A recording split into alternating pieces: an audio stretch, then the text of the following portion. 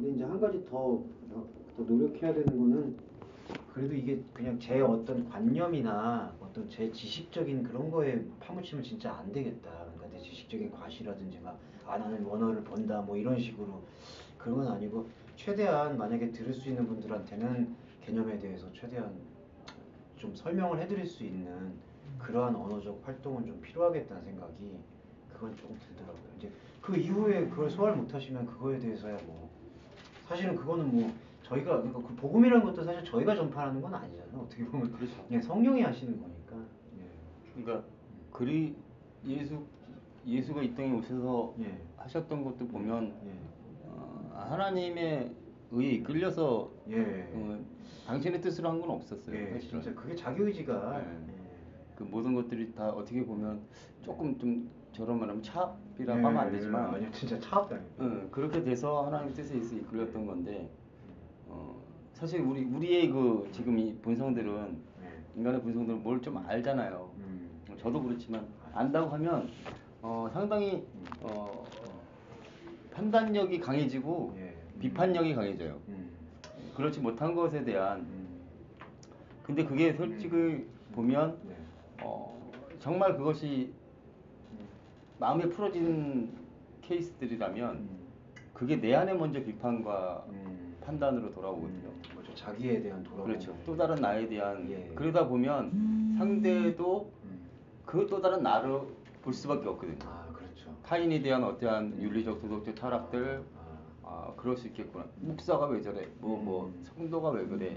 그리스도인이 왜 이래? 이런 거 자체가 사실은 내 안에 그거를 먼저 보게 되면 상대방의 거는 그냥 들을 수는 있지만 그게 바로 나구나로 볼 수밖에 없는. 나의 모습. 그게 그래서 이기적 부분이 아니라 다 인생은 자기 발견과 하나님과의 관계 같다는 거예요. 그래서 기도하게 되고 그래서 또 용서할 수밖에 없고 그 하나님의 또 긍휼을 구할 수밖에 없는. 그게 참 그러니까 용서가 어떤 사실은 성경에서 말하는 용서는 내 안에서 하나님을 몰랐던 부분을 떠나보내고 하나님의 아는 부분을 받아들이는 과정이고 근데 그게 이루어지면은 진짜 이웃에게 대한 그 부분에 대해서도 윤리적 그러니까 절대적인 어떤 윤리적인 그 율법적 용서가 아니라 발생적 자연 발생적 용서로 연결이 되는 거는 맞는 것 같아요. 근데 우리는 끊임없이 판단하고 비판할 수밖에 정죄할 수밖에 없는 존재예요. 사실은. 그런 속성이 저는 내재되어 있는 것 같아요. 사람에게는 판단과 심판의 속성은 어떻게 보면 아이가 태어나면서부터 그것이 울고 어머니 젖에서부터 태반에서부터 떼어져 나올 때부터 분리하고 심판하고 자기가 판단하고 그런 것들은 갖고 있는 것 같아요. 그래서 근데 그런 이제 죄의식의 죄와 저희 이제 커리큘럼 하면서 나눌 텐데 죄의식의 죄와 근본의 죄를 좀 구별해서 이제는 이해할 필요가 있겠더라고요. 죄의식은 그냥 건강한 걸로 저는 생각을 해요. 그냥 내가 좀 다른 사람한테 피해를 입힐 수 있었구나 그런 거에 대한 미안함, 죄의식, 죄책감. 근데 이게 계명하고 율법하고 연결이 돼 버리니까 그거를 이제 아주 딱 그 올가매더라고요. 그러면서 그 하나님의 말씀에 대한 부분들이 다 그 포커스. 그 죄의식이라는 부분이 상당히 좀 무서운 부분인 것 같아요. 그래서 양상이 신율법주의, 무율법주의 거기서 다 파생된 것 같아요. 죄의식이 필요 없다는 쪽과 더 죄의식을 이제 영적 민감성이라고 또 표현을 해가지고 받아들이려고 하는 것과는 또 죄책감하고 같이. 그건 근데 영적인 민감성을 표현하는 것 자체가 저는 되게 근데 그거를 아쉬움이 있는 것 같아요. 강론적인 부분, 먼저 도덕과 윤리 쪽에서 좀 저거 하는 거, 뭐 내 마음에 저 사람을 좀 미워했거나 저 사람을 또 비판했거나 뭐 그런 거에 대해서 또 뭐 분명히 각성할 부분은 있지만 그렇죠. 그게 이제 자학의 분위기로 가게 되고 그렇죠. 그리고 그런 걸 또 그걸 위해서 회개하게 되고 기도하게 되는 이런 게 좀 진정한 본질을 잃어버리는 그게 반복되는 그 어떻게 보면 사실은 좀 근본적으로 얘기하면 그런 회개 자체 그냥 입으로 열고 저거 하는 자체가 반복되는 그게 어떻게 보면 그리스도를 다시 십자가에 못 박고 있는 그런 사실은 좀 우리가 좀 행태거든 사실은. 애둘러서 표현할 수도 있겠지만 만약에 얘기한다면 사실은 영으로 시작했다가 육으로 맞출 수 있는 가능성들이 농후한 편이죠 사실은. 그래서 우리가 그냥 상투적인 표현이 아니라 말씀 앞에서 깨어 있어야 된다라는 그 의미는 정말 필요한 것 같아요.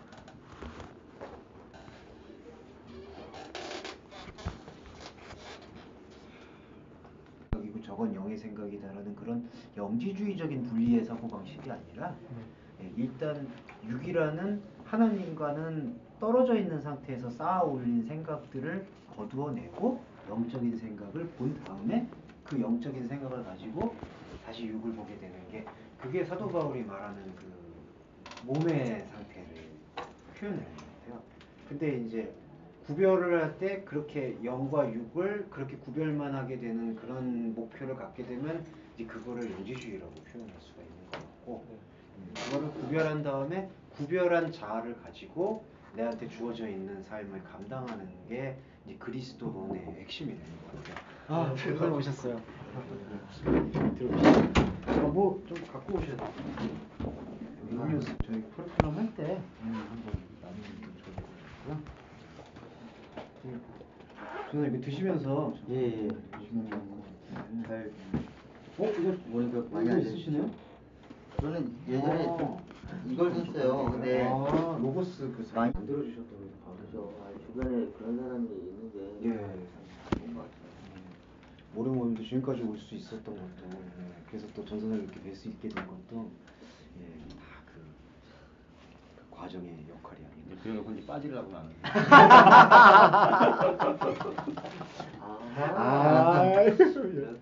지리산으로 들어갔다. 아이고. 지리산에는 맥주가 없습니다. 집사님 막걸리 잘 안 드시던데 집사님 거기에는 막걸리가 좀 있던 것 같아요. 15장 하셨었죠? 오늘 그래서 오늘은 이제 16장을 이제 시작을 좀 하도록 하겠습니다. 뭐 중요한 게 다 지나가 버렸네요. 뭐 이거는 또 따로 저희가 예. 시간을 갖고요. 이제 그리고 이제 맨투맨 시간은 또 따로 조율하셔서 제가 백수니까 최대한 전 선생님 시간을 드리도록 하겠습니다. 자, 16장을 들어가시면요. 16장에서부터는 다시 15장의 얘기를 반복해서 말씀하신다라고 생각하시면 될 것 같습니다.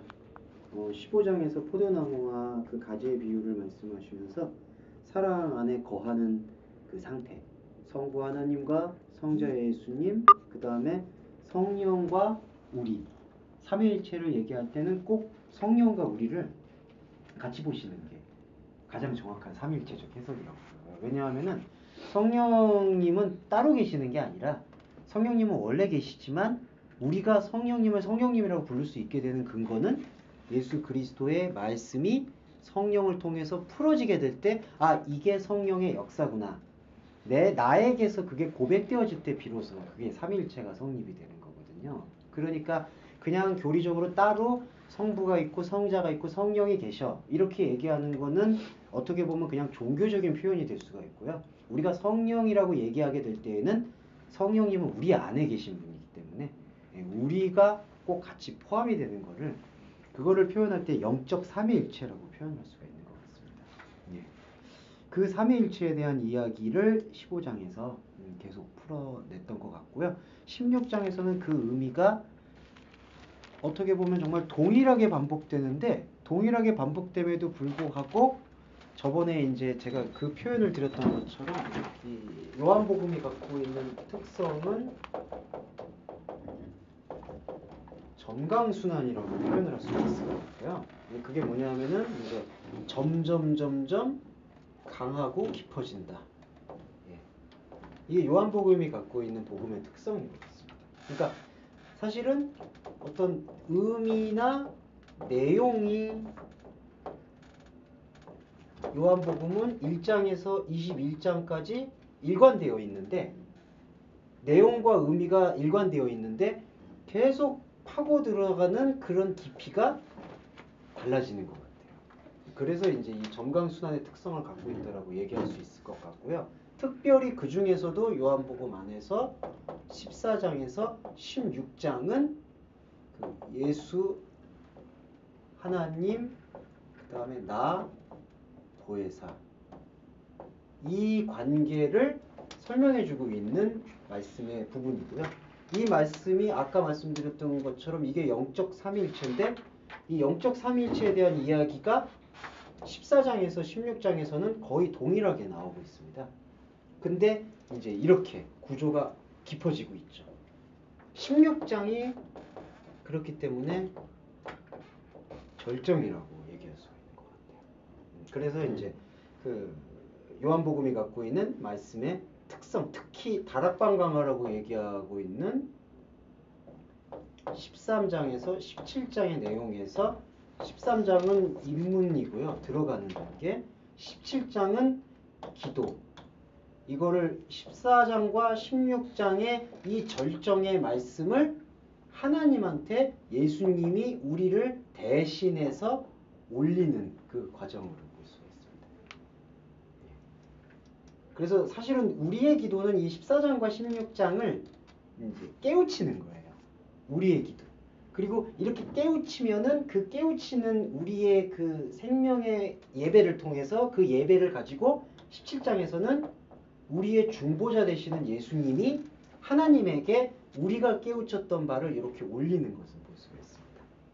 그게 이제 계시록에서 그 천사들이 29자의 장로들이 하나님에게 이렇게 성도들의 그 기도 향이라고 향기가 올라간다. 향을 올린다고 얘기하고 있죠. 구약에서도 이제 향기를 흠양하셨다라는 얘기가 있고, 예, 그렇게 구조가 되어 있는 것 같습니다. 예.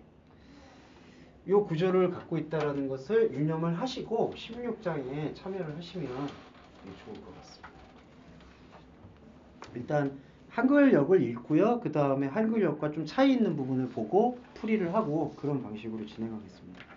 16장 1절을 보시면 요거는 한 번씩 좀 읽어주시면 좋을 것 같은데 전도사님 오늘 좀 예, 읽어주시면 제가 되겠습니다. 읽어볼게요. 네. 내가 이것을 너희에게 이르면 너희로 실족하지 않게 하려 함이니. 네. 이것을 너희에게 말하고 있다. 이렇게 지금 일단 번역이 될 것 같고요. 이것들이라는 것은 무엇이냐 하면은 예수 그리스도에 대한 증거를 지금 얘기하고 있다. 네. 내가 이것을 말하고 있다. 예수 그리스도가 무엇이냐? 예수 그리스도가 하나님이 보내신 자고 그 다음에 하나님의 사랑을 이야기하는 자. 그 다음에 구원 그 자체. 그리고 그분은 믿음. 이런 모든 것들이죠. 내가 이것들을 말하고 있다. 그리고 하나님이 이것들이라는 게 예수 그리스도에 대한 증거, 하나님이 보내신 자, 사랑을 이야기하는 자, 구원 그 자체. 예. 이것들을 말하고 있다. 그럼 이것들이라는 말이 바로 위에 15장의 내용을 가르친다고 봐야 되나? 아니면 그 예, 1장부터 어떤 그러니까 크게 얘기하면은 요한복음 지금 전체를 포괄하고 있고요. 그 다음에 이제 깊게 이제 거시적인 거가 요한복음 전체, 미시적인 게 바로 15장에서 나오고 있는 포도나무와 가지의 비유. 그 다음에 또 하나는 이것은 또 미래적으로 요 16장 전체의 내용, 예, 그걸 포괄하고 있습니다. 근데 이 이유가 뭐냐면 너희한테 이것들을 말하고 있는 이유는 실족하지 않게 하기 위해서. 예. 그러면 이 말씀의 전제는 뭐냐면은 실족하지 않기 위해서 이 말씀을 얘기를 하고 있으시잖아요. 그러면은 이 말씀이 들려지지 않는 존재에게는 지금 상태가 어떤 상태냐? 이제 스칸달리죠. 실족되어지고 있는 상태라는 거죠. 그러니까 이게 공감을 좀 해주시면 좋은 게, 그러니까 내가 이것을 말하고 있는 것은, 그러니까 예수 그리스도, 내가 하나님이 보내신 자라는 것을 말하고 있는 이유는 실족하지 않게 함이라는 것인데, 그렇다면은 그 말씀이 들리지 않고 있는 상태는 실족되어지고 있다라는 것에 대한 말이죠. 당시에 바리새인들이 그 모퉁이의 돌이 걸림돌이 되었다라고도 표현을 하고 있고요. 그것도 이제 걸림돌이란 표현이 여기서 실족이란 단어와 동일하게 스칸달리죠. 예, 걸려 넘어진다. 예, 이렇게 보여줄 수가 있겠습니다. 그러면은 실족이라는 단어는 참으로 아쉽게도 뭐냐 하면은 이것은 반드시 필요한 것인데 그 필요한 것에 의해서 자기가 걸려 넘어지고 있다라는 상태. 그러니까 이게 우리의 안에 들어와서 우리의 몸이 되어줘야 될 복음이 우리의 밖으로 나와서 우리의 어떤 규범과 명령이 되어버린 상태에 대한 설명이기도 한 걸로 볼 수 있습니다. 그러니까 바리새인들이 왜 예수 그리스도의 복음이 실족 스칸달리조가 됐냐 하면은 바리새인들은 이 하나님의 말씀과 규범, 율법을 밖의 세계에서 지금 찾고 있는 존재이기 때문에 그러니까 이걸 해라, 이걸 하면 복을 받고 이걸 하지 않으면 저주를 받는다라는 것은 그 개념을 선악과 패러다임이라고 표현하는데 그 패러다임은 안에서의 발견이 아니라 밖에서의 발견이라는 것이죠. 달리 표현하면 밖은 현상, 안은 본질 이렇게 표현을 해볼 수가 있겠습니다. 그러니까 이 실족되어지고 있는 상태의 재료는 뭐냐 하면은 참으로 아이러니하게 이게 복음이에요, 사실. 근데 이 복음, 하나님의 사랑이 선악과 패러다임이라는 밖의 세계에서 이해되고 해석되고 지켜지면은 그것은 복음이 아니라 걸림돌이 되어버리는 거고요. 그것이 우리의 안의 세계로 들어와서 몸을 일으켜내면은 그것은 실족되어지는 게 아니라 15장에서 얘기하는 것처럼 포도나무와 가지의 상태로 하나가 되어지는 상태라고 얘기하고 있는 것이죠. 예. 그러니까 이 복음의 목적이 분명해진다라고 볼 수 있어요. 우리가 어떠한 삶을 현상에서 이렇게 산다라는 것을 주는 그런 매뉴얼이 아니라 복음은 우리가 하나님 안에서 한 몸이 되어서 함께 연합되어 살 수 있는 것이 어떻게 가능한가를 설명해주고 있는 게 바로 복음이라는 것이죠. 그러니까 신구약 66권의 말씀은 다 하나님과 내가 어떻게 하나가 될 수 있는가에 대해서 설명해주는 가르침들. 우리는 그걸 들었을 때 그걸 이제 깨우침이라고 표현하는데요. 불교적 깨우침이 아니고 깨우침을 받게 되고 그것이 하나님께서 우리를 의롭다 여기시는 칭의의 전부가 된다라는 게 복음의 본질인 것 같습니다. 예. 그러면 더 이상 이 복음을 깨우치는 존재에게는 이 복음이 스칸달리죠. 실족하게 되는 요소가 되어지는 게 아니죠. 네. 그것을 여기서 지금 예수님이 확실히 설명. 스칸달리죠. 실족하게 되지 않게 하기 위한. 네. 여기에서 1절에 이것들은 위에랑 같이 연동을 해서 보면 되잖아요. 이 성령을 통해서 예. 그게 네. 진리의 성령이 통해서만 오실 때, 네. 그게 된다는 거죠. 네. 성령께서 풀어주셔야만. 성령께서 풀어주시는 거예요. 네. 그러니까 성령이 풀어주시는 내용은 성령은 항상 우리의 안에서 풀어주신다고 요한복음은 지금 얘기하고 있거든요. 그러니까 안에서 풀리는 복음이라는 것은 사실은 밖에서 풀리는 복음이라는 것에 반대되는 지점일 수밖에 없어요. 근데 밖은 인간에게 항상 규범과 행동과 선악의 금지 명령을 수반하고 있는 것을 볼 수가 있습니다. 예. 그래서 안의 것을 찾아라. 그래서 예수님이 유명하게 하신 말씀 중에 누가복음 제가 구절은 잘 기억 안 나는데요. 아마 전사님 구절은 나중에 기억해 주실 거고요. 제가 죄송합니다. 구절을 기억을 못해서. 예. 누가복음에서 오직 너는 안에 있는 것으로 구제하라라는 표현이 있습니다. 한글 번역은 이제 그거를 이제 마음으로 구제를 해라. 그러니까 형식적으로 하지 말고 이제 그런 뉘앙스를 풍기는데 이 공인본문 원전의 표현을 빌리면 그게 아니라 안에 있는 것을 긍휼로 삼아라. 예. 그러면은 예. 긍휼이라는 개념이 어떤 개념이냐? 인간이 갖고 있는 이 본성적인 개념의 긍휼만을 얘기하는 게 아니라 우리는 할 수 없지만 우리 안에 들어오시는 성령으로 인해서 하나님을 만날 수 있게 되는 그 상태를 진정한 의미에서 긍휼이라고 얘기하는 것 같아요. 예. 그러면은 우리가 지금 마음에 갖고 있었던 이 감정으로서의 긍휼은 하나의 그 실체로서의 긍휼을 볼 수 있게 만들어주는 도구이자 파편의 역할을 한다라고 볼 수가 있습니다. 사랑도 마찬가지로요. 우리가 부모에 관한 자식 간의 사랑, 그 사람을 갖고 있는 그 감정들은 무의미한 게 아니라 그 감정들을 통해서 우리 안에는 없었지만 왜냐하면 복음은 우리한테는 없는 거거든요. 은혜이거든요. 그래서 우리 안에는 없지만 우리 안에 들어오셔서 우리를 사랑하시는 그 하나님의 사랑을 이해할 수 있도록 만들어주는 도구가 되어지는 것이죠. 예. 구약의 많은 그 율법들도 사실은 본질의 율법, 본질의 법이라고 그걸 표현을 하죠. 예수 그리스도 하나님이 보내신 자를 이해하고 그걸 알아가기 위해서 주는 하나의 도구였는데 아까 말씀드렸듯이 이게 왜 바리새인들한테 실족이 되었냐면 그게 도구가 아니라 그게 하나님의 백성 되는 절대적 조건으로 생각했던 거예요. 예. 이거를 행하면 복을 받고 행하지 않으면 저주를 받는다. 예, 이런 행동들을 계속 끌고 왔었던 게 실족으로 갔던 것 같습니다. 이 실족이 저거 그 마태복음에 네. 그 일단 구제. 네. 너희 안에 먼저 구제가 되어지는. 예, 그게 내 안에 선행이. 하나님과 원수된 네. 이것이 먼저 구제가 돼서 네. 나가야 되는 그게 선행되어야 되는 그런 예. 부분이군요. 그러니까 긍휼이라는 관점이 그 관점을 먼저 우리한테 이해가 되어질 때 정말 다른 사람들의 어떤 베푸는 선행을 의미 있게 만들 수가 있는 것. 그걸 성경은 얘기하고 있는 것 같아요. 네. 자, 그 관점을 가시면서 2절을 보시겠습니다. 2절 보고 오늘 전도사님이 전담해서 사람들이 너희를 추리할 뿐 아니라 때가 이르면 무릇 너희를 죽이는 자가 생각하기를 이것이 하나님을 섬기는 이해라 하리라. 네. 요 2절은 해석의 관점으로 말씀을 드리면요. 이 복음의 해석은요. 항상 이런 부분이 있습니다. 표층 해석이 있고요. 그다음에 심층 해석이 있습니다. 이거를 따로 또 표현하면은 하위 해석, 상위 해석.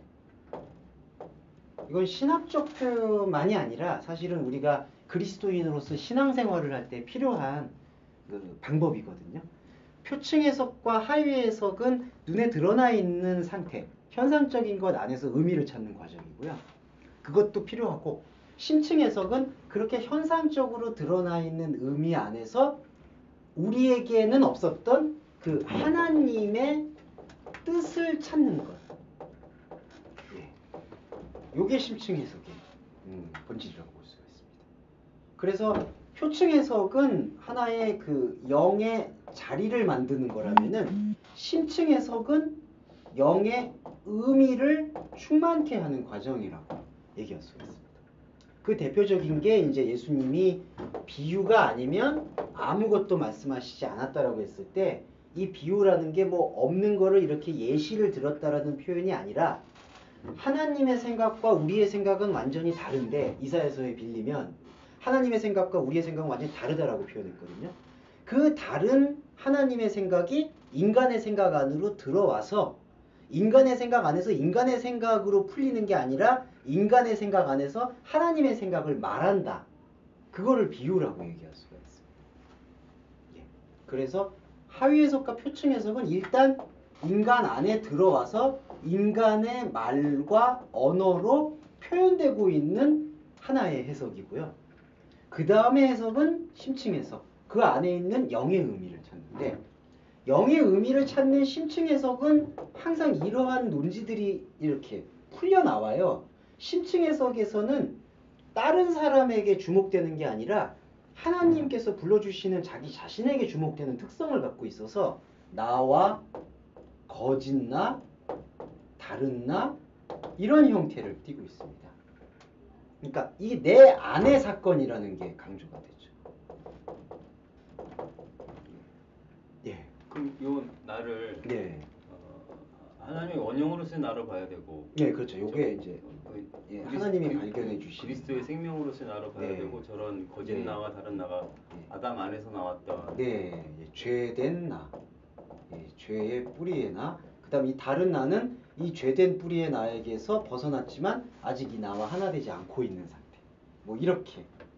그러니까 이 심층 해석은 이게 바로 나의 이야기라는 그걸 이제 I 메시지라고 하는데 이 나의 이야기라는 그 속성을 갖고 있다라는 것을 조금 유념해 두시고 요 2절을 접근을 해보면은 이 의미가 다시 풀릴 수가 있는 것 같아요. 이게 저기 네. 천하보다 한 영혼이 귀하다는 그. 네, 그렇죠. 예. 천하보다 한 영이 귀하다는 말씀. 그 다음에 구약에서 나는 질투하는 하나님이다. 근데 거기서의 질투, 카나라는 히브리어의 의미는 너하고만 상관하겠다라는 그런 의미로 쓰입니다. 그러니까 다른 것 안에서 의미를 찾는 게 아니라 나는 만약에 전도사님이면 전도사님에게만 하나님인 거예요. 이게 되게 신비로운 부분인데. 그러니까 하나님은 누구에게나 하나님이신데 전도사님의 하나님은 제 하나님이 아니에요. 그게 편재하시는 분의 속성이죠. 예. 1인칭 하나님인 거죠. 예. 그래서 그게 엘로힘하고 야훼의 또 차이인 것 같습니다. 엘로힘은 모든 존재들이 우러러볼 수 있는 천상적 존재로서 많이 쓰였고요. 야훼는 바로 그런 모든 것을 창조하신 그 창조주가 자기 안에 찾아와서 스스로 있는 자로서 말씀하신다라는 뜻을 갖고 있어서 구약에서는 엘로힘, 야훼가 따로 점에서 사용되는 경우, 같이 사용되는 경우 이제 그런 게 혼재되어 있죠. 예, 그게 구약에 보면은 이제 차이가. 그래서 요 해석의 방향을 꼭 성경을 읽으실 때는 요거를 조금 유념해 두시고 보시면 좋을 것 같고요. 해석을 하실 때 있어서는 이 해석을 충분히 우리 안에서 고양시킨 다음에, 그러니까 이렇게 소화하고 깨우치고 나누고 그러한 영적 예배를 드린 상태에서 요거를 다시 보면 이것도 회복이 돼요. 그러니까 표면의 삶이라고 얘기할 수 있는 거예요. 예. 그런데 반대로 이 해석을 생략하고 이 해석 안에서 주님의 뜻을 찾았습니다. 이렇게 하십시오. 저렇게 하십시오가 가면은 이게 죽어버리잖아요. 그러면 요한복음 표현을 빌리면 예수 그리스도의 살과 피를 먹는 성찬을 생략해버리는 거예요. 예. 그러면 교회는 이제 뼈대만 남게 되는 것을 볼 수가 있습니다. 그래서 개신교가 왜 구원에 가장 밀접하냐. 개신교가 이제 이런 전통을 지금 가지려고 나왔기 때문에 개신교의 그 소중함을 우리가 고백을 하는 것이고요. 근데 개신교 자체가 구원을 준다기보다는 이런 것들을 그러면은 우리가 칼빈이나 루터 이후로 더 선명하게 계속해서 예배를 드려야 되는 게 이제 우리 후대의 그리스도인들의 몫인데, 그렇게 되는 게 이제 그렇게 뭐 확 단정하는 건 결코 아니지만 원활하게 이루어지지는 않는 것 같아요. 이런 해석. 네. 그럼 그 네. 심층 해석인 네. 영적인 예배를 통해서 네. 그 거짓 나와 다른 내가 네. 보여지는 거잖아요. 예, 이게 탄로나는 것이죠. 네. 그러면은 네. 거기가 그게 끝이 아니고 네. 그걸 바탕으로 네. 다시 하위 해석으로 이렇게 예, 하위 해석, 그때는 더 이상 하위 해석이라고 하진 않지만 이제 현상의 날을 현상의 이제, 날을. 예, 다시 보게 되는. 그게 네. 몸이 되는 네, 거예요. 그렇습니다. 그게 이제 몸이 되고, 그렇게 되면은 예전에는 하위하고 상위의 구별이 없었었잖아요.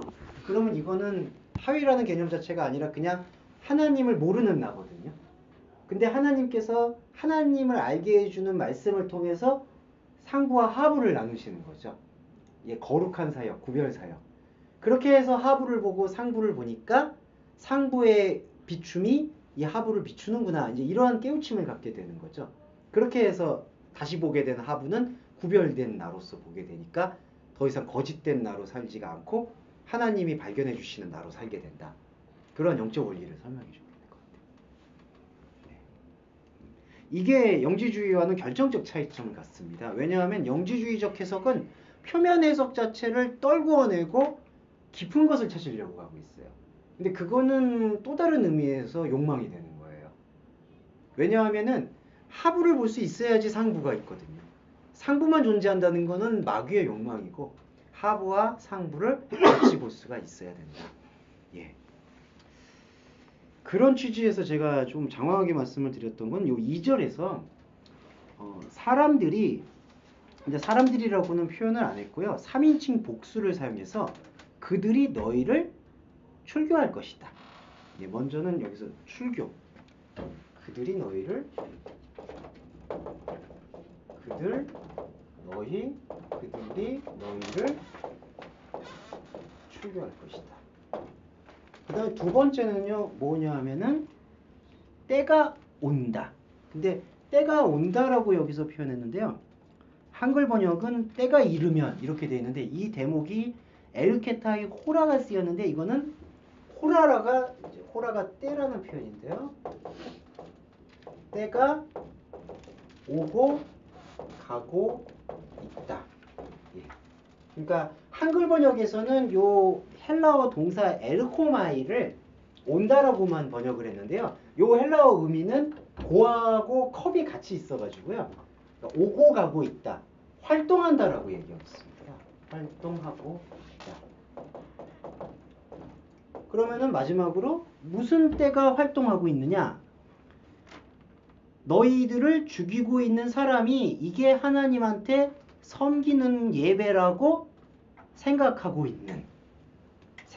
되는. 너희를 죽이는 것이 하나님을 섬기는 예배라고 생각할 수 있도록 하는 때가 활동하고 있다. 이게 한글 번역과 약간의 차이가 있습니다. 한글 번역은 너희를 추례할 뿐 아니라 때가 이르면 너희를 죽이는 자는 이것이 하나님이 섬기는 예라. 이제 이렇게 하는데 요걸 이렇게 보면 그들이 이거 한 문장으로 이게 먼저 잘리고요. 그들이 너희를 출교할 것이다. 그 다음에 너희를 죽이는 것이 하나님을 섬기는 예배라고 생각할 수 있도록 만드는 때가 활동하고 있다. 그럼 여기서는 이제 너희를 또 누가 죽이냐면 그들이. 그들이 너희를 죽이는 것이 하나님을 섬기는 예배라고 생각할 수 있도록 하는 때가 활동을 하고 있다. 표층 해석은 그들은 핍박자고요. 너희들은 그리스도인 제자들이 되는데요. 여기서 이제 심층 해석을 들어가면 그들이라는 것은 너희는 예수 그리스도와 말씀으로 접붙임된 존재를 얘기하고 있고 그들은 다른 이들, 하나님과 다른 것을 쫓고 있는 상태라고 얘기할 수가 있어요. 이 상태는 어떤 상태냐면은 전반적인 상태를 얘기하는 것만이 아니라 이 너희, 이걸 그냥 나라고 하면요. 나, 요게 이제 예수 그리스도에게 발견된 나, 그 다음에 다른 이들은 이 나와 다른 이들, 다른 나, 그 다음에 거짓 나, 이렇게 얘기를 할 수가 있습니다. 근데 이 때는 어떤 때냐면요. 요 때라는 거는 요거 좀 설명을 잠깐만 드릴게요. 요 헬라어에서의 이 시간 구분은 세 가지 시간에 대한 구분으로 볼 수 있는데요. 하나는 인간이 살아가고 있는 크로노스의 시간. 이게 이제 인간의 시간을 대표하고 있고요. 그 다음에 하나님이 말씀하시는 카이로스의 시간. 이게 하나님의 시간. 호라는 언제냐면요. 하나님의 시간과 인간의 시간은 원래 수평도로 이렇게 완전히 다른 지금 시간대거든요. 왜냐하면 하나님의 시간이라는 것 자체는 인간이 생각하는 과거, 현재, 미래가 아니라 창조의 시간이니까 전혀 개념이 다르고. 그러면 요 호라, 이 때는 언제냐? 하나님의 시간이 인간의 시간에게 들어오는 때. 요거를 그러니까 지금 이 때가 오고 있다, 때가 활동하고 있다라는 것은 하나님의 시간인 하나님의 말씀이 인간의 시간 안에 들리는 때. 그러니까 예배 시간 뭐 이렇게 얘기할 수도 있고요. 인간의 시간 안에서 발견된 하나님의 시간. 그렇게 표현할 수 있습니다. 이때. 그러니까 이게 어떤 의미냐 하냐면은 그들이 너희를 출교한다는 게 부정적인 의미만 있는 게 아니라 너희들이라고 했을 때에는 예수 그리스도가 말씀으로 불러주신 하나님에게 발견된 나거든요. 근데 그들은 거짓 나잖아요. 거짓 나가 너희를 출교한다. 그럼 어디서 출교하는 거냐 하면은 이것 자체가 심층의 의미로 보면은 교회예요. 왜냐하면 그들은 그들이 갖고 있는 세상에서 이 하나님에 의해서 발견된 너희들을 내보내는 거거든요. 그래서 이게 바로 에클레시아. 세상에서 내보내는 거. 그러니까 그들이 너희를 추례한다는 거는 말씀을 우리가 듣고 발견되어지면은 거짓 나로 뭉쳐 있었던 나에게서 이 내가 출애굽을 하는 거예요. 이거 이해되시죠? 그들이 너희를 출교한다. 그리고 출교하게 될 때 어떤 현상이 일어나냐면은 이 그들이 우리 안에 있는 이 거짓 나, 다른 나, 하나님과는 다른 것을 추구하고 있는 내가 하고 있는 활동이 폭로가 돼요. 그러니까 하나님 외에 다른 것을 추구하고 있는 행함이 폭로가 된다라고 얘기를 할 수가 있습니다. 그들이 너희를 죽이는 것이 하나님이 섬기는 예배라고 생각할 수 있도록 하는 때, 그 얘기는 뭐냐면은 하나님과 접붙임 되어지지 않은 상태에서 행했던 모든 것들은 하나님의 이름으로 설령하거나 종교의 이름으로 한다 하더라도 이게 진정한 예수 그리스도에게 접붙임되어야 될 너희들을 죽이고 있는 행위라는 것을 보여주고 있다라는 거죠. 예. 그러니까 이거는 표층 해석은 눈에 보이는 핍박에 대한 예견인데, 눈에 보이는 핍박에 대한 예견만을 여기서는 암시하는 게 아니라 그것이 도리어 우리 안에서 거짓나가 하고 있었던 활동들을 폭로하고 보여주고 있는 것이 바로 말씀의 때라는 것을 얘기하고 있는 것이죠. 예. 그럼 아까 네. 말씀하신 대로 저 호라라는 그 네. 원어적인 네. 의미가 네. 하나님의 시간이 네. 우리의 시간으로 들어오는 예. 것을 의미를 예, 한다라는 거죠. 예, 그렇습니다. 이게 이제 전체적으로 만약에 이제 그걸 전도사님께서 이제 연구를 하시게 될 때 호라라는 단어를 신약 성경에서 전체적으로 한번 찾아보셔서 아 이게 어떠한 때들로 많이 사용되고 있는가를 연동하시면은 이제 이 때가 그래서 이제 종말의 때라고 얘기할 때도 이 호라가 나오는데 그게 이제 우리가 가지고 있는 저 인간 시간에서의 종말의 때만을 얘기하는 게 아니라 하나님이 말씀하시는 때. 네, 그렇게 또 표현되기도 하고. 그러면은 네. 만약에 이제 궁금한 거는 네. 예수님이 지금 말씀하시는 그 때는 네. 아직 그때가 아니라는 얘기로 생각을 해야 되나요? 그 아직 아니라는 개념은 저 인간 시간 안에서 속하는 얘기로 볼 수가 있고요. 예, 지금 이 호라라는 때는 어느 때라고 우리가 접목시킬 수가 있을까라고 보면은 지금이라고 얘기할 수가 있는 것 같아요. 그러니까 지금 때가 온다라고 하는 거는 말씀이 들었다는 얘기고 지금 저희가 이 시간에 이게 지금 인간의 시간이잖아요. 여기서 하나님의 시간은 요 말씀이 담보하고 있었고 근데 말씀이 우리한테서 지금 들려지고 이해되고 소통되어지면 그게 예, 저 호라 말씀이 되어지는 저거 그때그때 그 현재형이 될 수 있다라는. 예, 그렇습니다. 그래서 하나님의 시간에서 하나님은 과거와 현재와 미래를 통합한 시간이기 때문에 그래서 일회성이에요. 하나님의 입장에서는. 내가 너희를 구원했다. 그거는 하나님의 시간에서 약속은 하나님이 구원한 거는 일회성인데 우리는 이제 이 호라가 요 크로노스를 살고 있는 요 인생기 안에서 이제 현재형으로 느껴지는 것이죠. 예.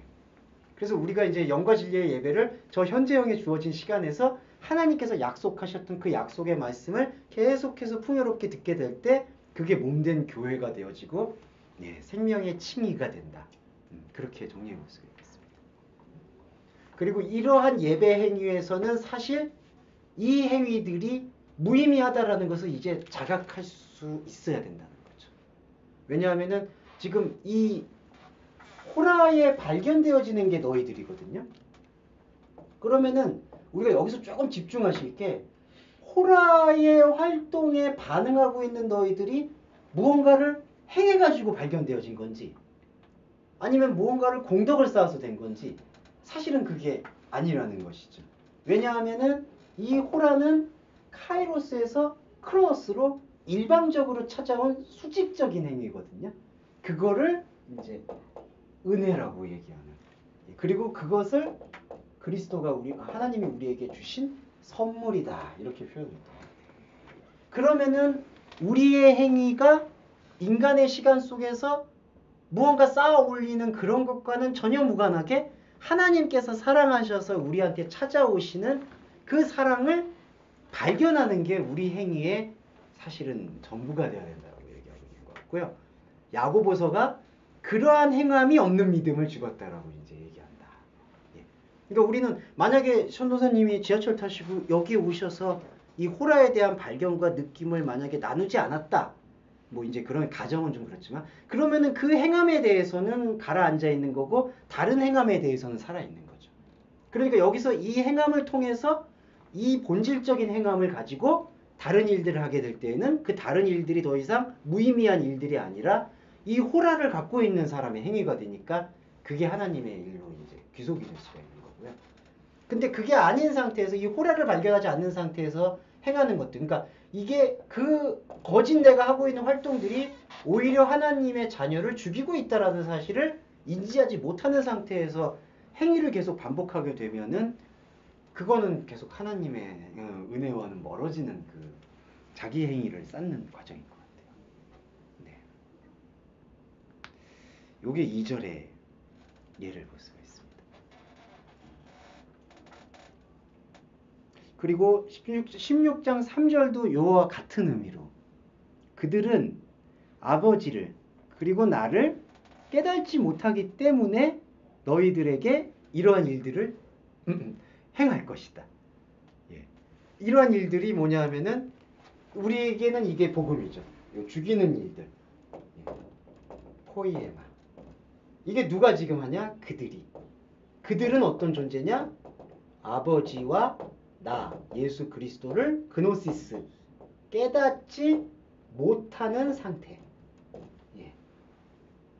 그래서 이걸 또 깊게 보면은 이 깨닫는다라는 것은 뭐냐 하면은 철저히 아는 것인데 이 철저히 아는 것은 우리가 복음을 우리의 지정의로 받아들여서 이 지정의를 하나님 앞에 없음을 발견하는 고백의 도구로 사용하는 거예요.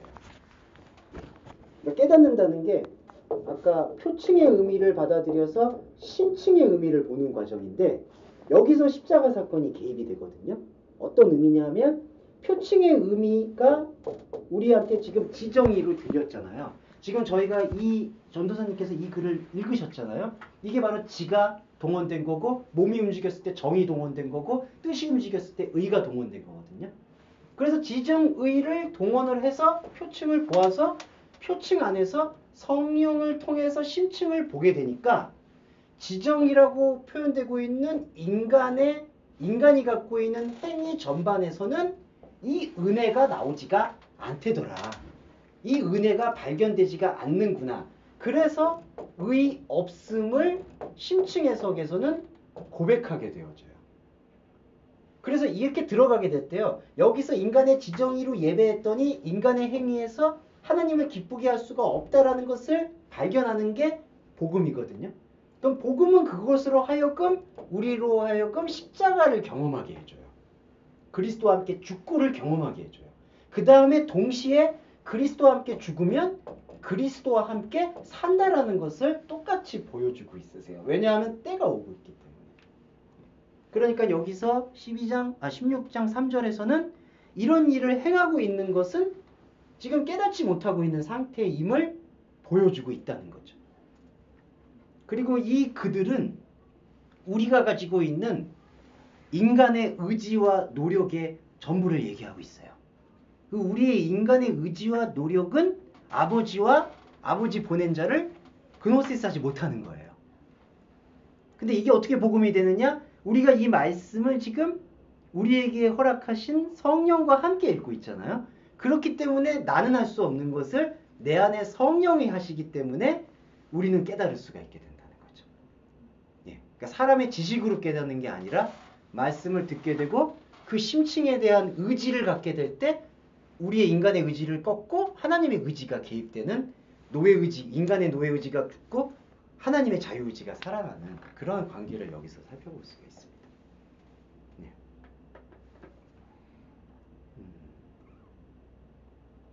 예. 요 부분까지 좀 여기서 주목하실 수 있는 건 요거 세 개의 요거를 좀 주목해서 보시면 좋을 것 같아요. 카이로스는 하나님의 시간대, 크로노스는 인간의 시간대. 카이로스의 시간대인 하나님의 시간과 인간의 시간이 어떻게 만나지느냐, 그거를 이제 이 호라라고 표현을 한 것 같고요. 이 호라를 얘기할 수 있는 존재는 바로 예수 그리스도이시다. 말씀이 육신이 돼서 오셨다. 그게 이제 하나님의 그 말씀 생각이 인간이 갖고 있는 육신에게 들려졌다. 그 들림이 이제 이 호라 때라는 것을 얘기하는 것 같습니다. 그리고 또 하나는 아까 그냥 때가 이른다라고 해가지고 온다라고만 표현됐는데 이걸 헬라어 의미를 좀 살펴보면 가고 있다가 있어서 우리한테 오고 그 다음에 우리한테 왔다가 그냥 머무시는 게 아니라 또 하늘로 가시고, 그러니까 하늘에서 땅으로 왔다가 땅에 있는 것을 바꾸셔서 하늘로 올려보내고, 예. 그래서 이제 니고데모한테 예수님께서 그 천사가 말씀에 전달치고 하늘을 오르락 내리락 하는 것을 볼 것이다라고 얘기하는 거예요. 야곱의 사다리, 구약의 야곱의 사다리에도 이제 그러한 맥락으로 하나님이 하늘과 땅에 활동을 하신다, 이제 그렇게 표현하고 있는 것 같습니다. 네. 잠깐 이 말씀 오늘 듣고 보면서 좀 다시 한번 느낀 게 뭐냐면 인간의 그 도구마 안에서 이렇게 보게 되면요. 아유, 이 말씀이 진짜 잔인해요. 그렇죠. 진짜 잔인한 말씀이에요. 맞아요. 왜냐면 추출해하고. 철저하게 까발리거든요. 네, 다 드러나죠. 이게. 그래서 네. 상당히 이게, 진짜 이게 좀 사실 힘든 묵상이긴 해요. 네. 어떻게 보면. 근데 그게 은혜로 예. 이게 같이 이게 돼버리니까 이게 타협이 없는 게 사실은 이 그들이 우리 전부기도 하거든요, 사실은. 그러니까 인간이 악하다, 선하다 이걸 떠나서 인간이 갖고 있는 이 본성성이 하나님을 예배한다고는 하지만 죽인다라는 거죠. 우리 안에 진짜 살아나야 될 하나님의 아들됨을. 예. 성전문을 좀 닫았으면 좋겠다는 말라고 예. 그 말씀이 사실은 근데 우리가 이거를 네, 복음으로 네, 네. 받아들일 수 있는 최대한 복음으로 받아들일 수밖에 없는 거는 이게 단순히 난 정말 그러니까 죽을 수밖에 없는 죄인인가 이런 어떤 자학적인 고백이 되는 게 아니라 이거를 말씀을 해주고 있는 분이 지금 떼고 그게 우리를 출교시켰구나. 이 출교는 축복이죠. 세상에서부터 광야로 나오게 했구나. 이게 바로 구약에서 말하는 출애굽이었구나라는 것을 확인시켜 주기 때문에 이게 복음이 되는 거예요. 그러니까 이게 내 안에는 뭐 믿을 만한 게 아무것도 없어. 난 죽이는 것밖에 없어. 그렇게만 머무르는 복음이 아니라는 것이죠. 그런 것들을 하나 더 확인해 주는 것만 하고 넘어가겠습니다. 이 죽인다라는 단어가요. 이 죽인다라는 단어가 두 가지 단어가 있는데 헬라어에서는 여기서는 그 나나토스라는 단어가 사용이 됐습니다. 이 다나토스라는 단어도 사망, 죽음이라는 뜻인데요. 요 아포다나토스라는 뜻은 헬라어에서 어떻게 사용되냐 하면은 죽음으로부터 해방시킨다라는 그런 의지가 담겨 있는 단어이기도 합니다. 그러니까 우리가 이제 고인들을 떠나보낼 때 좋은 곳으로 떠나보낸다, 뭐 죽음의 고통에서 벗어나게 한다, 이제 그런 표현들을 이제 사용을 하잖아요. 헬라어의 여기 요 의미도 아포다나토스도 죽음에서부터 벗어나게 만든다. 요게 분리전치사하고 같이 사용된 거라서요. 그래서 요 행간의 의미를 잘 살펴보면 이게 복음일 수밖에 없는 게 그들이 너희를 죽인다라는 게 우리가 이제 입장을 바꿔놔서 우리 안에 거짓 나들, 하나님 아니었던, 하나님에게 접붙임 안 되었던 그들이 나를 죽이는구나. 근데 그 죽임이 더 이상 부정적인 게 아니라 인간이 갖고 있는 진정한 죽음에서부터 벗어나게 해주는구나. 요 앞에 보시면 출교를 시키잖아요. 이게 우리한테 축복이 되는 거죠, 사실은. 토하여 내치는 거예요. 구약의 요나서의 비유를 보면은 물고기가 뱉어내잖아요. 예, 토하여 내치는 그 상태. 그러니까 영적 네.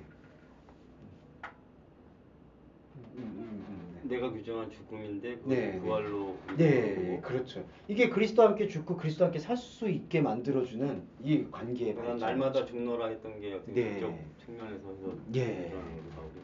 그럼 네크로스는 육적인 그냥 네크로스는 육적인 상태의 죽음이면서 또 하나는 그것도 영적 상태의 죽음을 표현할 때 다나토스랑 또 유사하게 쓰이기도 하는 것 같습니다. 같이 병행해. 예, 병행해서 쓰일 때. 여기 아포크테이나스라는 말이 원래 원형이 이제 예, 아포다나토스. 아포다나토스가 예, 그 명사 원형에서 이제 아포크테이나스. 크테이나가 이제 살해한다. 그래서 아포라는 전치사 근데 분리 전치사. 예.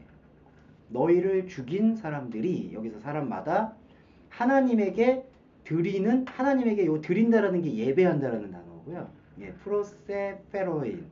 그다음에 라트레이안. 하나님께 예배드리는 제물로 생각을 하기 위해서 때가 오고 있다. 이렇게 번역되는 거죠, 사실은. 그러니까 죽이고 있다라는 것을 폭로하기 위해서 때가 오고 있다. 네. 그리고 보시면 준선님 아시겠죠? 에르케타이는 현재 중간태를 써서 이 때는 지금 이미 오고 있다. 계속 오고 있는 상태. 네. 그거를 여기서 지금 좀 살펴봤으면 좋겠습니다. 실시간 날래어 하시는 예, 그렇죠. 계속 우리한테 지금 근데 안 때는 들으려고 안 들으려고 하거든. 나는 안 들으려고 해. 아이 그것은 없다고 그런 말씀. 네.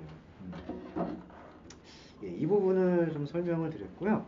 그 다음에 4절하고 5절을 연속해서 좀 말씀을 드리겠습니다. 그 오히려 오직 너희에게 이 말을 이룬 것은 근데 이제 뭐 오직이라고도 번역될 수도 있지만요. 뭐 알라라는 단어가 이제 오히려 다만 단지 그렇게 번역될 수 있겠습니다. 단지 너희에게 이런 일들을 말하고 있는 것은 무엇하기 위함이다. 뭐냐 하면은 때가 왔을 때에 내가 너희에게 말한 그것들의 기억이 이루어질 수 있도록 하기 위함이다.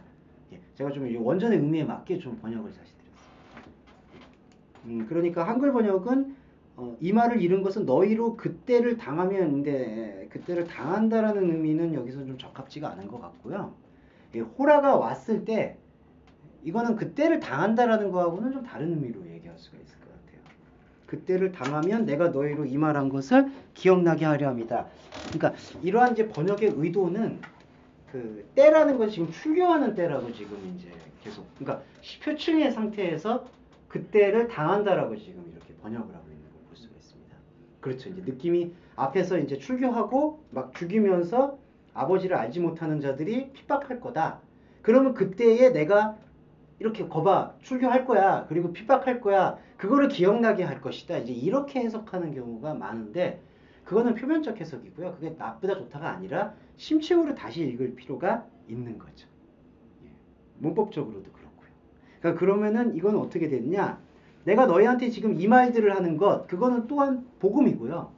복음을 말하고 있는 것을 때가 왔을 때 엘데헤 호라 이것도 아까 말씀드렸던 그거죠. 때가 왔을 때 이거는 좀 설명을 드릴게요. 16장 3절에서 한글 번역의 부분은 이때를 당하면 근데 이거를 다시 풀면요. 호탄 엘데 그 다음에 해 호라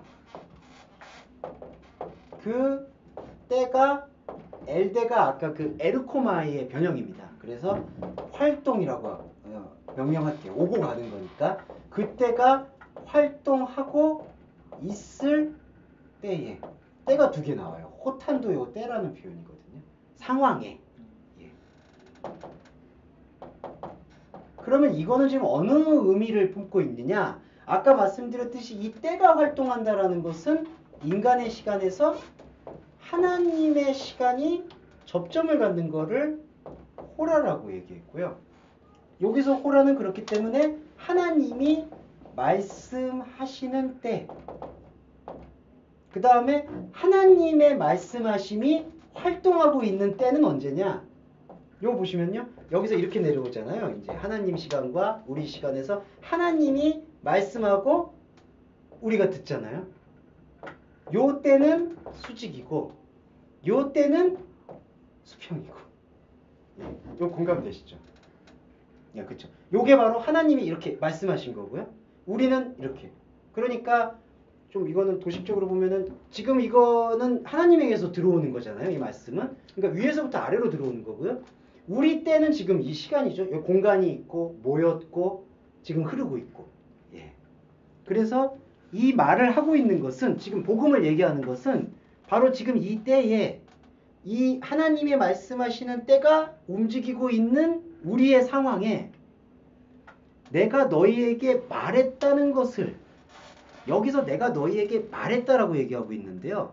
무엇을 말한 건가? 이런 일들을 말하고 있잖아요. 예수님이. 그러면 이런 일들이 아까는 복수였는데 여러 가지 일들이라고 단수가 아닌 복수였는데 16장 4절 마지막 구절에서는 내가 너희에게 말하였다는 것은 단수화를 지금 시켰거든요. 말하고 있는 단수화시킨 그 다음에 다시 그것들 복수. 예, 조금 이제 복잡하죠. 근데 이거 간단해요. 이게 그러니까 먼저는 복음들을 얘기한 거고 복음들이 얘기하고 있는 게 바로 단수로서 하나님이 보내신 자라는 것을 단수로 표현했고요. 내가 너희에게 말했다는 것을 요게 이제 이 비커스가 되는 게 아니라 요 접속사가 뭐 했다, 뭐뭐신 것이다. 그래서 단수를 이렇게 집중하고 있습니다. 요거 보이시죠? 타우타를 얘기하는 건가요? 아니, 요쪽에 보시면은 내가 너희에게 호티 에고 에이폰 휘민 쪽이거든요. 네, 그러니까 내가 너희에게 말했다는 그것을. 요게 단수화를 시켰는데요. 그게 다시 여기에 수식하는데 요거는 또 그것들. 예. 그러니까 복음이 요게 이렇게 설명을 드릴게요. 복수 단수 일단 말하였다는 게 복수, 그 다음에 그것 단수, 그 다음에 다시 복수. 예. 그럼 요거 보시면은 전반부에 내가 너희에게 말한 게 바로 현상에서 말한 거고요. 복수. 그러니까 현상에서 말했다라는 것은 우리가 생각할 수 있고 이해할 수 있는 말로 여러 가지 말들이죠. 신구약이 66권이니까. 복수. 근데 현상에서 말하고 있는 모든 것들이 하나를 가리키고 있다. 그리스도죠. 그리고 그리스도를 말하여서 우리가 그리스도를 이 여러 가지 하나님의 말씀들 속에서 그리스도를 들었잖아요. 그러면 그리스도를 들어서 그리스도의 머리 대심으로 나오고 있는 복수가 있어요. 이거를 본질에서 풀어내고 있는 상태. 예. 그러니까 먼저는 현상에서 여러 가지 국면에서 말씀을 들었고요. 근데 여러 가지 국면에서 들었더니 그 모든 국면에서 그리스도를 말하고 있다. 예수님이 그리스도 자신이니까 내가 너희에게 말하고 있는 그것 그리스도를 그리고 이 그리스도가 또 우리의 시간 속에서 본질로서 풀어지는 것을 볼 수가 있습니다. 그리고 마지막에 이거를 기억하게 한다. 한글 번역에서는 기억하게 한다라고 했거든요. 근데 여기 이 동사가 보시면은 문에모이. 문에모이가 뭐냐 하면은 새기다, 기념하다. 혹은 요거 이 의미도 있습니다. 깃발을 꽂는다.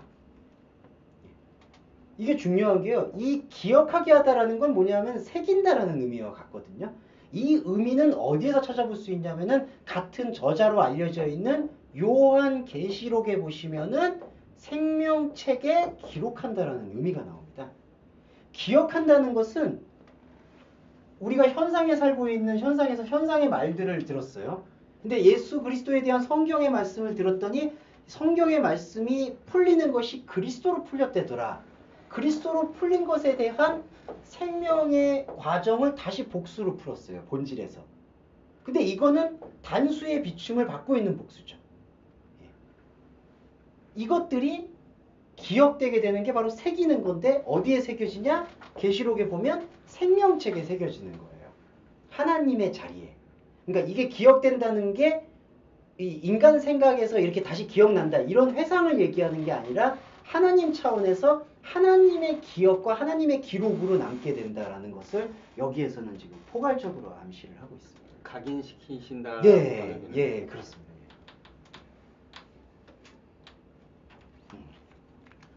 그래서 여기 보시면 이런 일들을 말하고 있다. 때가 왔을 때 말씀을 듣고 있는 우리 때에 내가 너희에게 말했다는 것을 바로 그리스도라는 그것들을 새긴다.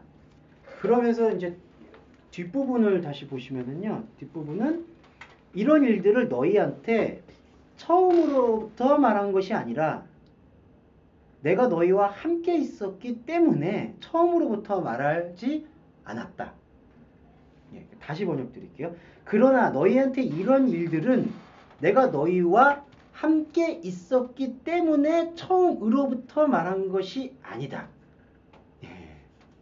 그래서 여기서는 일단 이 처음부터라고 얘기하는 게 부정적인 의미로 사용이 되고 있습니다. 처음으로부터라고 해서 엑소 아르케스인데 이 아르케스라는 게 근원이고 통치라는 뜻이거든요. 근데 이 뜻은 11절에 가보면은 세상의 통치자가 심판을 받았다라는 단어가 나와요. 예, 거기도 아르콘, 아르케가 동의어, 유사 언어입니다.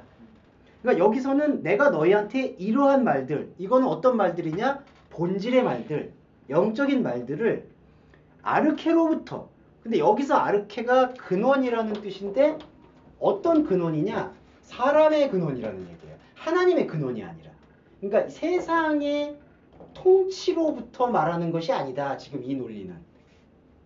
그러니까 이게 처음부터 말하지 않았다. 그러니까 지금 말하는 거다. 그런 얘기가 아니라 시간 얘기를 하는 게 아니라 인간의 머리에서부터 말하는 게 아니다. 예. 그러면은 어떻게 말씀을 하신 거냐? 너희와 함께 있었다라는 게 여기 매트 휘민. 근데 이게 매트라는 게 전치사가 메타라는 단어인데요. 너희를 관통해서 있었다. 예. 너희와 함께 있었다라는 뜻이 너희를 관통해서 있었다.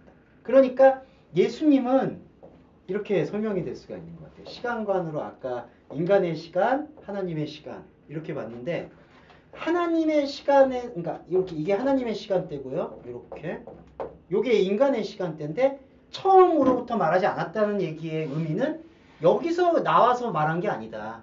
그러니까 내가 여기서 이렇게 태어나가지고 유대인들이 말하는 것처럼 족보 다윗의 후손으로 태어나서 여기서 말하는 게 아니다. 이게 아니라 여기서 말하고 있는데 여기서 말하고 있는 하나님의 말이 여기서 이렇게 아까 호라처럼 수직으로 뚫어서 우리가 살고 있는 여기서 말하지 않았던 것을 여기선 찾을 수 없는 것을 하늘의 것을 여기서 뚫어서 얘기하고 있다. 여기서부터 얘기한 게 아니라. 네.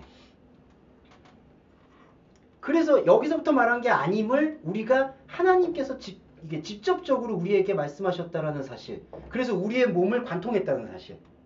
그거를 우리가 인지하게 되면 그 기억이 그냥 우리가 세상에서 흘러가는 시간에서 기억하거나 뭐 세상에서의 명예와 어떤 권위로 기억하는 게 아니라 하나님의 영역과 하나님의 나라에서 생명책으로 기록을 해주신다는 거죠. 하나님이 기억을 한다는 얘기예요. 이 얘기는.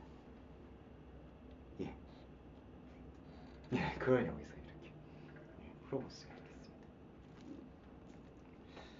하나님이 기억해 주시는 우리는 모르잖아요. 네, 그렇죠. 그러니까 이게 이제 잡히지가 않는 거죠, 사실은. 그러니까 이렇게 내가 기록이 됐나 안 된다. 근데 이거를 이제 이 약속에 대한 부분, 그러니까 내가 기억을 했다. 하나님이 지금 이 복음이란 건 약속이기 때문에 이 말씀을 들었을 때에는 하나님의 약속이라는 거는 신비로운 게요. 듣는 게 곧 약속이 성취가 돼요.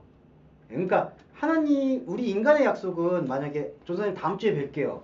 뭐 이런 어떤 시간과 공간의 제약을 받잖아요. 근데 하나님의 약속은 하나님의 말씀을 지금 전도님 들으시고 이종호님 들으시잖아요. 그러면 그게 그냥 성취예요. 내가 약속이다. 기억했다. 이렇게 된다는 거죠. 듣는 자체가 말씀이고 발견이고 성취인데 우리는 자꾸 이제 그거조차도 표적으로 감각되고 싶어하는 게 우리의 본성이거든요. 그래서 예수님이 느껴야 되고 정말 나를 기억하시는 건가? 근데 자꾸 이거 외에 또 다른 쪽의 감각으로 그렇죠. 우리를 약간 요구하는 거 어떻게 보면 그게 또 에피데미스. 그렇죠. 그리고 이제 무의식의 활동이나 은사적 활동을 통해서 아버지의 사랑을 느끼고 싶고 저는 그런 마음들을 다 공감해요. 그리고 존중하는데 이제 사도 바울도 그 여러 가지 예언과 은사에 대해서 이야기를 하다가 사랑에 대해서 귀결을 하는 걸 보면은 이제 그러한 모든 활동들의 진정성들이 이제 이 호라 하나님을 만나는 그 때를 위해서 새롭게 헌신되어지길 바란다라고 얘기하는 게 맞는 것 같아요. 그런 것도 근데 이런 지금 말씀 우리가 이렇게 듣고 있는 이 차원에서 이해가 안 되고 깨달아지지 않고 할 때는 사실 그거조차가 되게 답답하잖아요. 아, 그렇죠. 이제 그죠? 근데 일단은 노출된다는 것 자체는 어떤 복의 그 필드를 마련하는 거고 그 다음에 노출되어서 처음에 어떤 감각이나 어떤 그 에피그노시스가 깨달음이 충분히 원활히 이루어진다 않다 하더라도 그게 계속 이제 영적 균열과 핍박을 일으키는 거고. 그러니까 하나의 이게 점진성으로 봐야 되는 거. 조금씩 그걸 또 극복해 나가야. 그런 부분들도 좀 노출시킬 필요는 있는 것 같아요. 왜 그러냐면 참 이제 우리 작년부터 했잖아요. 진짜 좀 나도 아직도 뭐 잘 못 알아듣지만 와서 듣지 못하는 지체들 같은 경우는 힘듦을 많이 느끼거든요. 이건 뭐야? 또 이렇게 될 수 있는 음악도 이게 뭐 감각되어지지도 않고 그런 거에 대해서 좀 좀 이렇게 딜레마에 빠지는 부분들도 많이 있는 것 같아요. 그렇죠. 그리고 뭐 그런 부분에 있어서는 이제 제가 저도 그렇고 이제 나누는 데 있어서 충분히 평이한 용어를 사용하지 못하는 것들 조금 더 원활하게 설명 못 드리는 것들 그런 책임감도 사실 분명히 존재하죠. 왜냐하면은 예, 저도 워낙 이제 제 세계에 많이 갇혀 있다 보니까 막 설명하다가 막 그랬기 때문에 예. 들으려면 이제 그런 것만은 아닌 것 같아요. 저같이 이제 못 알아듣는 사람들이 많아지면 아마 더 집중하시게 될 아유, 거예요. 아닙니다. 아유, 저도 있어요. 시간이 그러니까, 벌써. 예, 그러네요. 이제 요거 몇 개만 더 좀 보겠습니다. 그러니까 정호영님 요 처음부터라는 부분에 공감을 좀 해주실 수 있죠? 아까. 아르케. 네, 예. 그러니까 아르케로부터 말한 게 아니다라는 게 여기서 아르케가 하나님 아르케가 아니라 인간의 뿌리에서부터 말하는 게 아니다. 하늘의 말이라는 거죠. 근데 하늘의 말이 너희와 함께 있다는 거 너희를 뚫었다는 얘기거든요. 하늘의 말이 땅을 살고 있는 나를 뚫었다는 얘기예요. 예, 그게 이제 핵심인 것 같습니다. 그러니까 땅에서 나온 말이 아닌데 하늘에서 온 말인데 하늘에서 온 말이 그냥 하늘로 이렇게 공중에 떠도는 게 아니라 땅을 살고 있는 나를 이렇게 함께라는 단어가 메타라는 전치사인데 이게 관통했다라는 뜻이거든요. 예, 그러니까 나를 아예 꿰뚫고 들어갔다. 나를 거쳤다. 통과했다. 예. 근데 아까 말씀하셨던 부분 중에 11절에 네. 통치자랑 이 아르케랑 어떻게 관계가 있는 거예요? 이게 이제 왜 그러냐면 내가 처음부터 너희한테 말하지 않았다라는 것을 여기서 쭉 제시를 하면서 나중에 16장 8절에서 보혜사가 세상에게 보여줄 것이다 라고 책망할 거다라고 번역됐는데 보여준다. 죄, 의, 심판. 그러면서 이제 이게 점층적으로 죄는 모르는 것, 의는 모르고 있으니까 보지 못하는 것, 보지 못하고 있는 상태에서 지배받고 있는 것. 그래서 이 세상의 통치자. 그걸 제시하고 있는 것 같아요.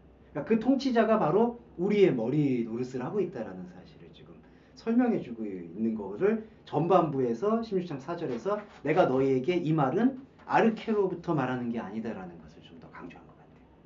그래서 제가 추정했던, 그러니까 여기 이 흐름에서 추정될 수 있는 건 이 아르케가 어떤 근본적인 시작의, 이 하나님 시작 쪽의 측면이 아니라 세상이 지배하고 있는 시작에 대한 흐름을 가질 수가 있다는 거죠.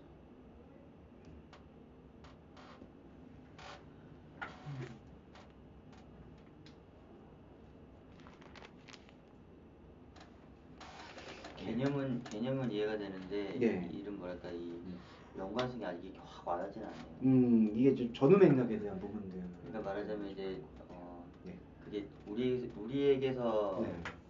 우리로부터 네. 나오는 것이 아니라 네. 결국은 위에서 오는 위에서 것이고 그것이 와서? 이제 나를 예, 우리 인간을 위에서. 관통했기 네. 때문에 네.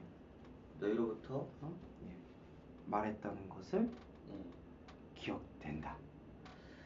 어렵네요. 예. 그러니까 이렇게 정리해 볼 수가 있는 것 같아요.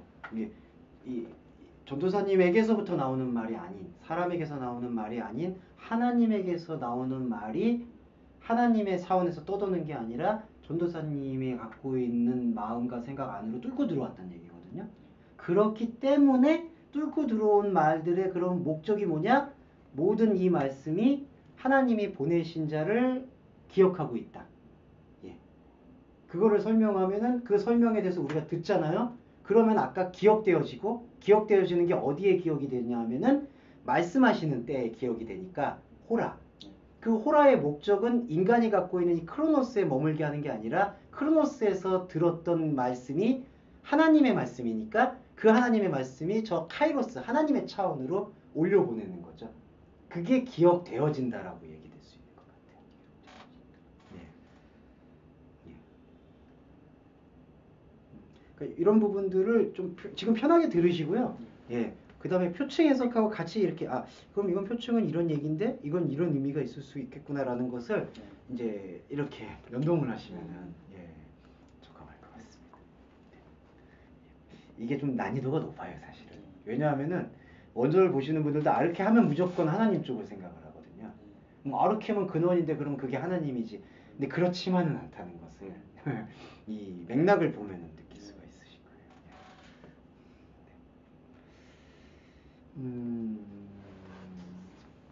그다음 그럼 실제 이 아르케라는 원 의미도 네. 예를 들면 헬라어 사전에서 보면은 네. 어떤 하나님 쪽에 관련된 그러니까 하나님의 어떻게 표현해야 되죠? 하나님의 영역에 속한 하나님의 영역과 또 우리의 영역으로 두 가지로 이렇게 나눠서 그렇게 그러니까 단어 자체에서는 사전이 그렇게 표현되어 있지 않죠. 그냥 근원으로부터 머리로부터 이렇게 표현이 됐는데 예, 우리가 이 맥락을 보았을 때 우리 창세기 전문적인 1장 1절 할 때 기억나시죠? 그 이제 태초 안에 하나님이 천지를 창조했다. 근데 이 태초 안이라는 게 하나님의 태초가 맞는 말인데 하나님의 태초가 우리한테 느껴지려면은 우리가 숭배하고 있었던 우리의 머리됨이 깨어져야 된다는 게 그 안에 전제가 되어 있는 것을 볼 수가 있어요. 네, 그치 이해하시죠? 네, 예, 아니 뭐 거기까지만 좀 아세요. 예, 알겠어요. 예. 계속 들어야죠. 요 태초에 하나님이 천지를 창조하셨는데 요것만 태초만 말씀을 드릴게요. 태초는 헬라어로 말하면은 엔 아르케. 요 지금 요 단어. 예. 그래서 근원 안에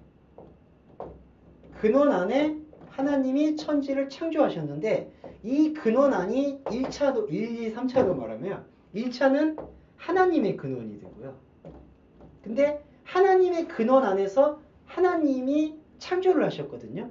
근데 이 창조가 뭐냐면은 새로운 나를 창조하시는 건데 새로운 나의 창조가 어떤 것을 반드시 거쳐야 되냐 하면은 우리의 머리됨, 우리의 근원됨을 해체하는 과정이 필요해요. 이게 성경 전체가 얘기해주고 있는 거죠. 예. 그러니까 원래 우리는 하나님과 함께하는 지체가 되어야 되는데 하나님의 근원 안에서 에덴 동산 안에서 생명나무를 먹는 존재가 되어야 되는데 우리가 가지고 있는 현상적 존재는 우리가 우리의 머리가 되어서 예, 하나님의 머리됨이나 근원됨을 알지 못하고 또 하나는 우리의 머리됨에는 이 머리라는 인식은 있잖아요. 그러다 보니까 종교성이 싹트게 되고 그 종교성이 아까 저희가 여기 16장 2절에서 보고 있는 죽이는, 섬기는 것 그거를 이제 숭배하고 있는 거죠.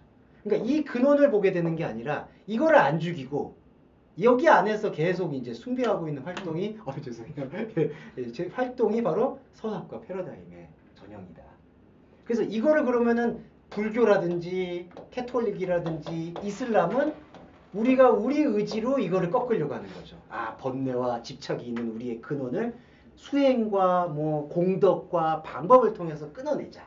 근데 그게 아님을 보여준 게 바로 이 근원 되시는 하나님의 사랑의 본체인 예수 그리스도가 요걸 말씀해 주신 거죠. 자, 이 근원이 깨어져야 되는데 반드시 46년 동안 지어진 성전은 허물어져야 되는데 이 성전이 허물어지려면은 나의 복음이 너희들한테 들려야 된다. 원색적으로 표현합니다. 그래서 우리 안에 이것이 없음을 발견해야 된다. 우리가 우리를 죽일 수 없음을. 예.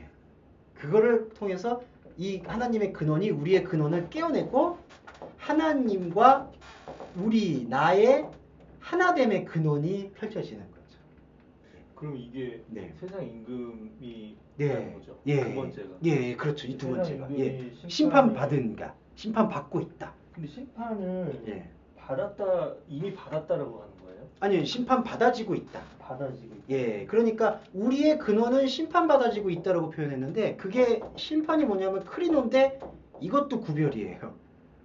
근데 이 구별은 어떤 구별이냐면은 하나님이 우리를 구별해 주신 것은 저번에 말씀드렸지만은 수평적 구별인데 요 구별은 이렇게 수직적 구별인데 하나님의 구별은 이 우리의 근원되고 있는 세상 통치자의 심판은 이런 수평적 구별 저번에 말씀드렸죠.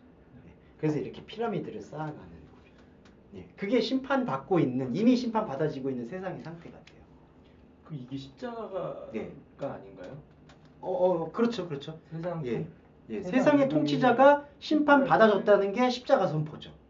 그러니까 십자가 선포를 통해서만이 이 세상은 심판받고 있고 심판받을 수밖에 없다라는 것을 보여주시는 거죠. 그러니까 이게 조금 미묘한 게 십자가가 없을 때에는 이게 심판인지 아닌지 인식이 없어요. 십자가가 들어오고 나니까 이게 하나님 차원에서의 구별이 아니라 인간이 인간의 기준으로 사람을 구별하고 차별하는 그 모습이구나라는 거를 보여주시는 거죠. 그 역사적 사건으로서 그 십자가는 하나님의 차원에서는 이미 심판을 하신 거고, 그렇죠. 그럼 예수 그리스도는 네. 심판을 받으신 거고, 네. 그러니까 우리가 그러니까, 연합돼서 심판을 네. 받았던 건데, 네. 우리 차원에서는 네. 마귀적 수사하고 지금 아직까지 결부되어 있는 그것들이 네. 계속 심판 받아 나가야 되는 네. 상태라는 말씀. 그러니까 여기서의 심판이라는 것은 막 최종적으로 다 이렇게 심판의 이런 어떤 결과론적 표현이 아니라 계속 구별하는 상태. 악을 극복해서 선을 쟁취하려고 하는 그 상태. 그래서 이 세상 통치자는 심판받아지고 있다. 예, 그렇게 지금 설명되어 있는 것 같습니다. 예, 그래서 여기 전도사님 요 근원안이라는 게 예, 이거는 해석을 잘 안 해요, 사실은. 그러니까 이 3층적 해석이 사실 필요한 거거든요. 근데 이거를 거의 대부분 이제 하나님 근원 아니라고. 근데 결과론적으로는 그게 맞거든요. 근데 결과론적으로 그 근원이 우리한테 다가오려면은 그 근원과 우리의 근원, 우리 이 우상으로서의 머리됨의 근원이 깨어지는 과정에 대한 인식이 들어와야 돼요. 그게 십자가와 부활이에요. 예. 그렇지 않고 그냥 이 근원이 하나님의 근원이야. 이렇게만 얘기하게 되면은 내가 생각하는 이 머리로서의 근원인지 하나님의 근원인지 그게 규명이 어렵다는 거죠. 예, 그런 부분을 좀 말씀드릴 수 있겠습니다. 한 번에 뭐라고 쓰신 거예요? 네, 이게 이제 하나님과 나의 근원이라고 얘기할 수 있는 거예요. 예, 그거를 설명해 주는 게 이제 태초 안에 하나님이 하늘과 땅을 창조했다. 근데 그때 하늘이 이제 이 쌍수니까 이때 하늘이 이제 아버지를 볼 수 있는 것, 땅은 우리의 상태. 그래서 하늘과 땅이 하나 되는 상태. 네, 그 상태. 그래서 요거를 주기도문에서는 하늘들 안에 계신 우리의 아버지요. 하늘과 땅을 창조한 게 하늘과 땅이 하나가 된 게 하늘들. 그렇게 표현하고 있는 것 같습니다. 그게 네. 그리스도의 연합으로. 네, 맞습니다. 이게 몸된 교회가 된 거죠. 예. 그러니까 하나님께서는 물리적 천지창조 얘기는 부차적인 얘기고요. 창세기 1장을 통해서 말씀하시고자 하는 것은 그리스도인 하늘을 보내셔서 그리스도인 하늘이 땅을 품어서 땅이 하늘들이 되어서 아버지를 부를 수 있게 된다. 그래서 하늘들 안에 계신 우리 아버지라고 그렇게 부를 수가 있게 됩니다. 그게 그래서 에베소서에서 그렇게 예. 만물이 다 그렇죠. 하나가 되는. 예, 만물이 하나로 되어지는. 그래서 만물도 죄송해요, 오늘 좀 말씀이 좀 길어지는데 만물이 두 가지 만물이 되는 게 그냥 이렇게 주어진 만물에서 이 만물이 깨어지고 새 예루살렘으로서의 만물이 이제 지어져 가는 것을 예, 만물이 새롭게 지어진다라고 표현했던 것 같습니다. 그 1장 12절인가 그 에베소 다 이렇게 통합되기를 예. 원한다. 그리스도 안에서 다 예, 모든 그리스도 것들이 안에서. 하나가 예, 되기를 예, 원하는. 하나가 되는 그게 원래 그 근본적인 그 하나님의 그 목적. 네, 그렇죠. 구원 목적인 것을 여기서 확인해 볼 수가 있어서요. 네, 예, 오늘은 그래서 이 부분을 좀 그래서 좀 이 호라, 크로노스, 카이로스, 아르케 뭐 이런 개념들을 조금씩 연동을 해주시면서 오늘 좀 나왔고요. 그래서 요거는 조선일과 정황진도 조금 유념해 주실 필요가 있는 게 그 원전을 우리가 뭐 무조건 뭐 알아야 된다, 외워야 된다 이런 개념은 아니라요. 이런 단어 의미들을 조금 숙지하는 의미 차원에서 조금 왜냐면 번역 성경으로만 좀 구별하기가 어려운 부분들이 좀 있다 보니까 이런 걸 같이 보시면서 이제 다음에 또 말씀을 증거하시잖아요. 증거하실 때는 이제 이런 표현들을 조금 더 같이 원활하고 수월하게 설명할 수 있는 길이 뭔가를 또 이제 구상하시는 것은 좀 이제 하나의 어떤 숙제로 생각하시는 게.